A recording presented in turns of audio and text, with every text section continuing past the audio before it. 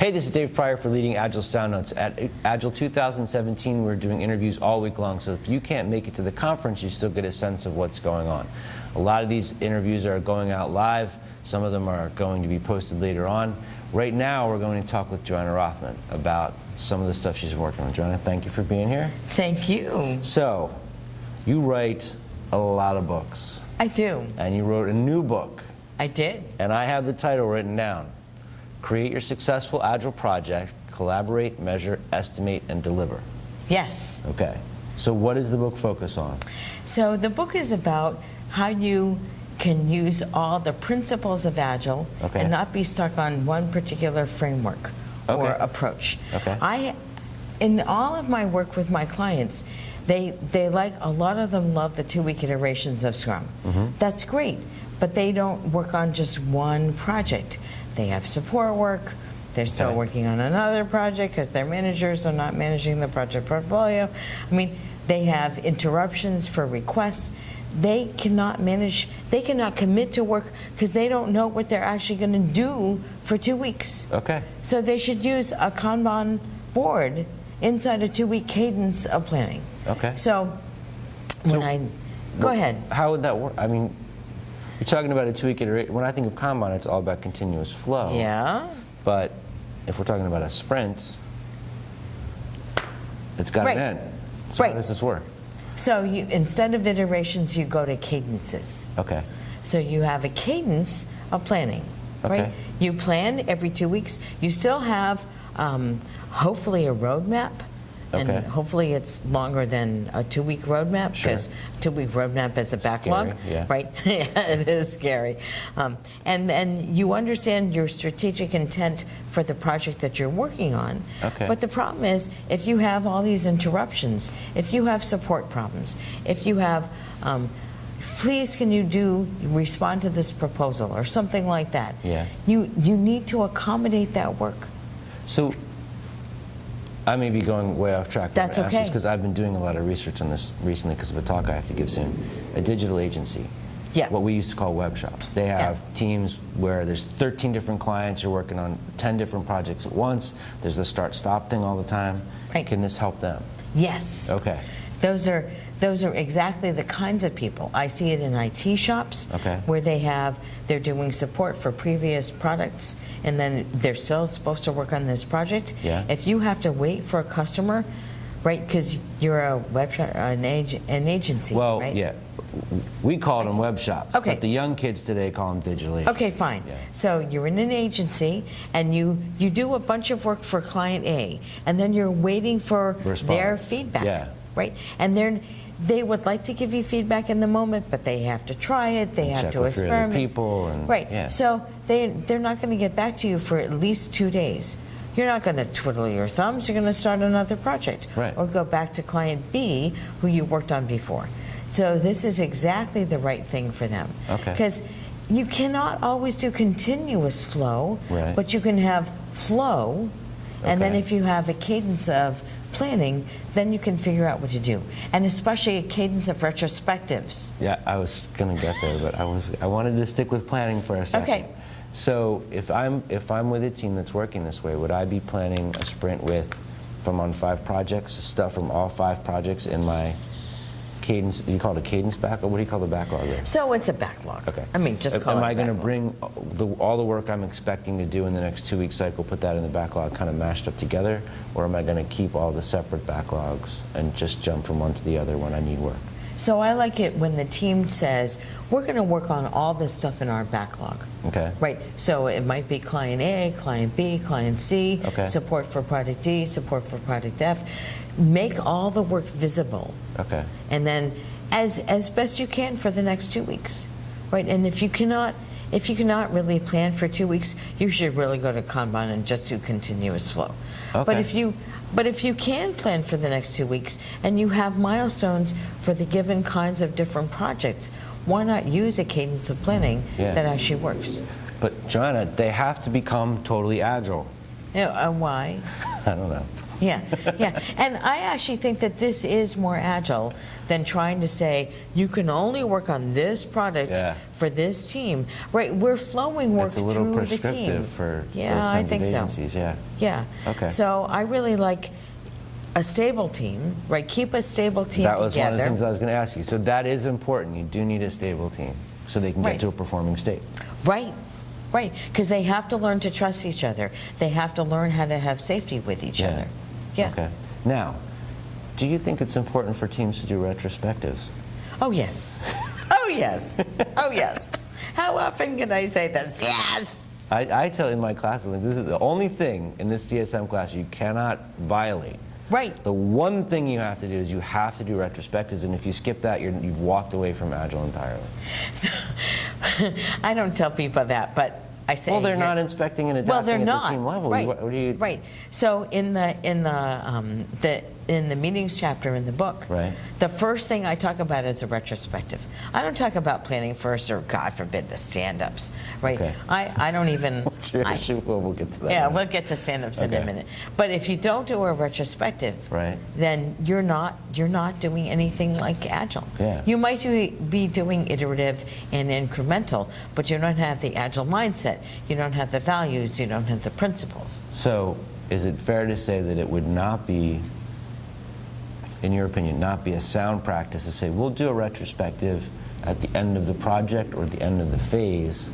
I'm assuming you're advocating for a regular rhythm. A regular rhythm, yes. I have found that the more often we do retrospectives, I do this for myself, right? I do this in my team of one. And I do it with the people who help me with my books. I mean, I do it with my teams. I do it for me. I mean, the more you want to learn and the better you want your process, what you have to learn, you have to actually examine your process and learn from it. Okay. So quickly, let's talk about the structure of the book, because we were talking about that a little before. How is it organized? So the very first chapter is about understanding Agile. Okay. I keep encountering all these managers and project managers who say, Agile is new. Agile is new from 2001, and I'm thinking, well, no. I was doing continuous integration back in the 70s, because that's how we worked then, even though we were booting computers with paper tape. So. Continuous integration, pairing is nothing new. And I go through a little bit of, it's a very short history of Agile, and especially talking about the lean influences on the Agile Manifesto. So, and there's a ton of references. So people could go back and read all those books or articles, because I think it's really important to say, what did people say originally? And then the first part of the book is about creating the cross-functional team. So what roles do you need on the team? What does a cross-functional collaborative team look like? And it's all about how people interact with each other, with giving feedback and creating safety and coaching each other, right? Not needing necessarily a coach. And then what kind of leadership do you need? So I am fine with the word Agile Project Manager. I have no problem with that, because that's what a Scrum Master is. I actually don't like the master part of Scrum Master. Scrum Facilitator would be a better word for me, but that's not the word. They didn't ask me. It's okay. So, and spilt milk. I mean, I'm not going to go back and change history. I'm not a quantum leaper. I can't go back. So it's so important then to ask yourself, do we need an Agile coach? And I think about, I have a coach for my business. I ask for coaching from people. I get coaching, sometimes invited, sometimes not, from other people. And if I'm kind of at the top of my game and I'm still asking for coaching, why would people not, new to something, not ask for coaching? I always talk about, like, if your football team got really, really good, would they fire the coach because the team was so great they didn't need him anymore? I think you need it even more when you get to a performing state, because it's the How success can you make those little you might miss adjustments? things, plus the fine tuning. Cool. So that's the first part. And then we go into how do you get your project done. So it's chartering, it's what are the features, how do you rank the features, creating technical excellence. And then you notice I'm putting all that stuff before estimation. What's the issue with estimation? So I am a big fan of one-day stories so you don't have to estimate. Okay. Right. I spent a half an hour with Ron and Chet. How do you get it to be a 1? Because I can't get there in my head. A one-day story I can get, but a task, are you a supporter of the tasking? No, Okay. no, Okay. no. One-day story, so that you can release value every single day. Now, Okay. once you get to one-day stories, you might get to half-day stories, Right. but that's a different problem. Right? I really want people to be able to release something every single day. Okay. And when you can do that, you count the number of stories. Okay, so if you're watching, and this isn't clear, I just want to say this explicitly. When she says a one-day story, what she means is there's a post-it on the wall, and by the end of the day, we can ship it. Not by the end of the day, it's ready for QA. This is something small enough that it's all the way through the system in one day. Yes, and that suggests to the team that they pair or swarm or mob. Okay. Right, so that they have to collaborate. Yeah. It's not my story, it's not your story, It's our it's story. our I story. think that's a really big deal. Us as a team, we have to move this across the board, and we might have a various number of columns in our board because Okay. we want to track where we're going. Okay. But it's so important that we move this across the board. Okay, that's Yeah. awesome. Yeah. So the book is on Amazon. It will be on Amazon. Will be It's on in copy editing right now. It's the Lean Pub. It's August. No, this one is with the Prags. Oh, okay. So this I is know. all right. I know, it's Because I was so looking funny. in Lean Pub and I'm like, where? Where is All it? right. Yeah. So this one is with the Prags. It's in copy editing right now. Okay. It should be released Really soon. soon. And they yeah. can go to your website. Yes, I have a page on my site. There's a Okay. page on the Prags. Tell me They the can. URL. jrothman.com/books. Okay.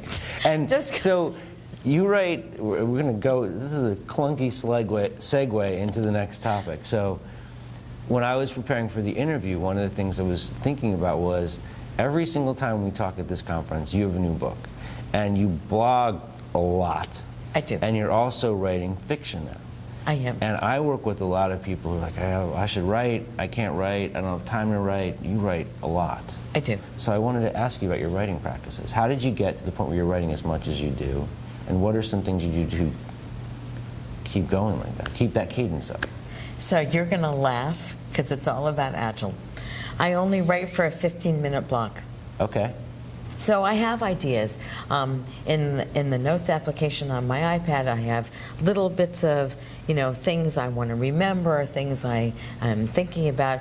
Those are what Jerry Weinberg calls fieldstones. Okay. So they're ideas that are percolating, and I don't need to think hard about them. I need them to percolate. Right. When I write a book, I need to do the research, and I have to have all the details behind it. Okay. But I can percolate on this stuff. And then if I'm writing a chapter in a book, I might ask the 3 questions at the beginning of the chapter. So I don't outline. I'm terrible at outlining. I Okay. might mind map, but I rarely Wow, do that okay. too. You grew up in the United States. I did. You're supposed to know how to outline. Yeah, I Mind flunked mapping's for outlining. Europeans. I flunked outlining. Okay. Because I always have more ideas when I write. So I find that the most interesting stuff comes from me writing down. Okay. So there's the idea part, that's fine. Right. And then I write down for 15 minutes. Okay. I don't edit, I don't go back, I might add a sentence if I forgot to add a sentence. I often say XX : remember to look this up, or look up reference, and then I keep writing. Going. Okay. And I only do that for 15 minutes. And it's surprising what you can write in 15 minutes. So do you write multiple times a day? Yes. Okay. And then I reflect back. And there's something called cycling, where I go back and I read what I wrote. I might not read from the top going down if I'm not done Yeah. with this piece. I read the last couple of paragraphs and say, oh, I remember where I was. Good. And then I keep writing for another 15 minutes. Okay. So, I mean, do you have particular times of day that you do? Like the stuff that I've read about writing, like you read, Stephen King says that for this many hours every morning, that's what I'm going to do. So I still have a full-time job as a consultant. Right, and you traveling, and that's hard to maintain. That's Yeah. my excuse for myself is I don't have a regular schedule. How can I do this? So I try to make 15 minutes every day. So while we're here at this conference, I've been making 5 minutes every day. Okay. Because At this I'm conference, exhausted. that's a pretty big achievement. Yeah, I'm totally exhausted. Yeah. I still have to do my email. I still have to call my wonderful husband. I mean, I still have to do all the people stuff. Yeah. So I'm working very slowly Okay. on the next piece That's of writing. It is a very agile. I mean, 15 minutes doesn't sound like an exorbitant amount of time. No, But that's it accumulates. so. The interesting thing is when you get accustomed to writing down, that means you can actually write fast. That you're not going back and editing. You're not looking at Just what you spilling did. from your brain You into just the spill keys. from your brain. I can write very close to 500 words Okay. in 15 minutes. My normal pace is about 1,000 words an hour. Okay. But if I'm really on something, if I'm ranting and raving, Yeah. which are the most interesting Yeah. posts, right? I can write pretty close to 500 words in 15 minutes. Wow. And you said the book process is different. So the book process, I like to have an idea of where I'm going. So I mind map the book. Okay. And then I put that aside and I never look at it again. But you've thought through it. I thought through it, Yeah. right? This is, the planning is everything, but the plans are nothing, Yeah. right? Yeah. So I do plan a little bit, and I use question-driven writing.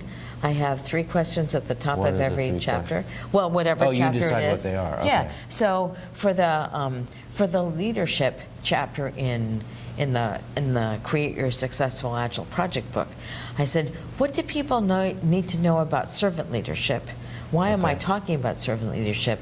What does an Agile project manager do? Okay. And I adjusted those questions as I proceeded, but those were kind of the guiding questions. Okay. And that helped me structure the chapter. Cool. And so as these ideas are coming to you, this just occurred to me, so I want to say this out loud. You said you're generating new ideas while you're creating, and you'll just make a note. That's you Yeah. adding something to the product backlog that you'll come back to later. Yeah. Which is also pretty Yeah. This is Yeah. really cool. So if you're struggling with writing, can you manage 15 minutes a day? I mean, that would be a great way to do it. Thank you very much. This was great.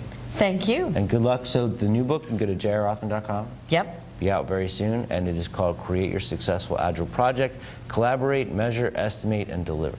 Yep. Cool. Thanks. It was great Thank seeing you. All This right. was fun. Cool. And keep watching. We're going to be doing these all week long.